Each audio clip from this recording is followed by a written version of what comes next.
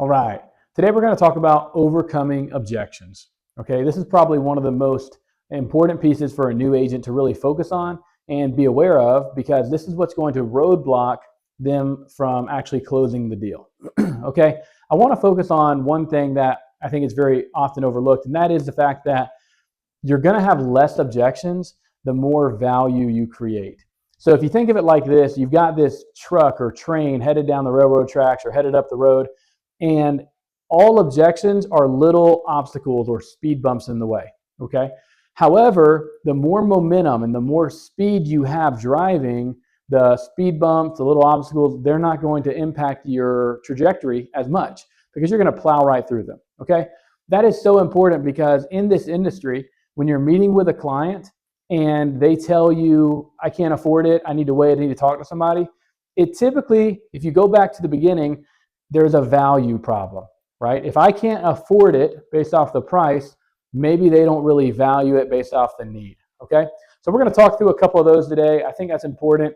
I know specifically people on my team early on, just the creative ideas that we're able to share is going to help them think of a new, new attempt to be able to get them to close that. So first, let's talk about the objection of I can't afford it. All right, so actually address this today on our team call. But one of those things is, we always want to come from a place of understanding the client's need, and we want to position ourselves as an expert. So if a client comes to you and says, hey, I need the coverage for burial or cremation. I'm looking at the rates you're showing me, and your bronze package or your lowest rate is something that is just out of my affordability range. We are going to back up and go back to what we talked about earlier of, do you need this? Who's it protecting? And we're going to build that value again. More often than not, people are spending $30 to $50 a month on Coke at the gas station, on cigarettes, on alcohol, on things that are really not necessities, but they're placing that as a value higher than their life insurance. So we've got to build that value of they're protecting their loved ones from having to foot a financial burden.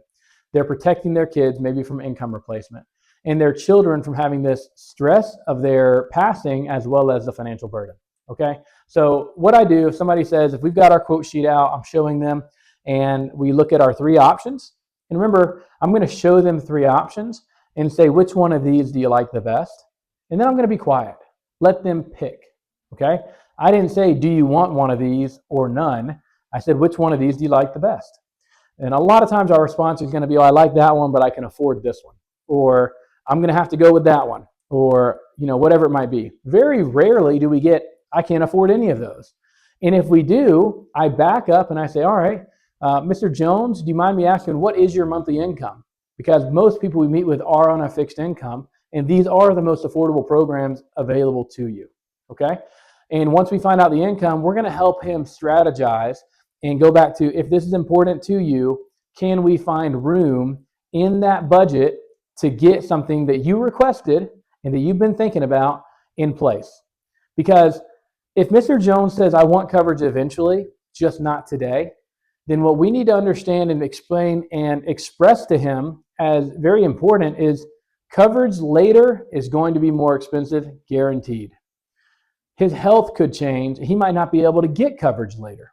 So we are putting Mr. Jones at a risk by simply saying, okay, great, call you later, and walking out the door. So if we take the urgency of, Mr. Jones, I've got a bronze, silver, and gold package here. Which one of these do you like the best? Once he picks it, to avoid the affordability objection, we're going to circle it, and we're going to proceed on getting him qualified. You mind if I see your driver's license? I want to verify your information. Mr. Jones, most people we meet with, since that silver package is a great one, and by the way, you want to affirm their selection. Great, that silver package, that will get everything taken care of, burial, cremation, depending on how you quoted them and what their needs are. Mr. Jones, what we like to do next, most people we meet with, we're able to get approval in your house, which is a great benefit. You don't have to go through a medical exam. You don't have to get blood or urine sample. We can actually have a decision today to make sure your coverage is guaranteed. So once we do that, I assume right into the driver's license, get his approval. Now, if he says, why do we need my driver's license? Why do you need my social? We're going to explain, because every carrier wants to do an MIB and a Milliman check, and they want to verify everything you've already told me through our health questions, which we talked about in a previous video, that you are as healthy as we thought, and that we're going to go with XYZ company just like I recommended, and that's why I quoted them. Okay? So once we check that, we're just checking your eligibility, because honestly, if you're not approved for this company or that, then we've got a whole different conversation to have of where your health status actually is. Okay, Mr. Jones? So we just like to check that. And most people we meet with are going to be able to get day one coverage, and that's a huge relief, because a lot of these programs out there like Colonial Penn, Lincoln Heritage, a lot of these other programs are doing 2-year waits with no immediate coverage. So getting that day one coverage and naming some companies out there that they see on TV and so forth is going to be like, okay, this guy knows what he's talking about a little bit. And yeah, I don't want a 2-year wait if I can avoid it. Okay? So now we've built up why this is so important, why today is a great day to get it, why tomorrow is not guaranteed. Once we have the approval, it's exciting. Congrats, you're approved for immediate coverage. Let's go ahead and get this started. Most people we meet with get a benefit from Social Security or disability one time a month.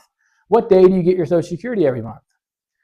Today, if it's April 15th, they may get it on May 3rd or the second Wednesday in May. And so once again, I'm going to say most people we meet with want to start it up to link it with their Social Security deposit to make sure that they never have any issues with that monthly draft. So if you get it on the 3rd, what we would do is set it up for the 3rd of May, okay? So you're already approved, and then I'm going to go right into, do you have your routing and account number? All right? Now, that is assuming, so that way we don't have the objection, right?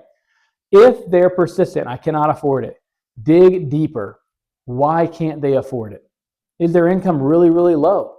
Maybe they're on Medicaid, right? Maybe they're getting all this other assistance, okay? There is no free life insurance.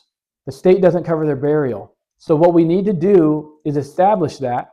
And if they want to protect their child, their sister, their friend, whoever it is, involve that person at this time. If you believe they really can't afford it because they just have no money, they show you their statements and there's no money and it's 2 days after they got paid, then let's involve that child, that beneficiary. This policy is going to protect them. So by bringing them into the conversation, we now have the opportunity to offer that person to potentially pay for the policy. And maybe that person wants to increase the coverage. Many times we've had children that say, well, you know, my mom was looking at a $5,000 policy, but how much is it to get 15? And wow, it's only $30 more. Let's go ahead and get the 15,000 because I do want to bury her and I want to honor her properly when she passes. So the biggest way to overcome the I cannot afford it objection is not about just beating it in. You got to have this, you need it, and condemning them for having a low income. It's about backing the truck up, building the value. That way the roadblocks and objections don't slow you down. And lastly, remember, always assume the close. If you stop and you wait and you're talking, all right, do you want to do this? Are you sure? Can you afford that? You're creating doubt in their mind. Keep it simple, keep it moving, and you will close a lot more sales. Even when people think they can't afford it, the reality they can.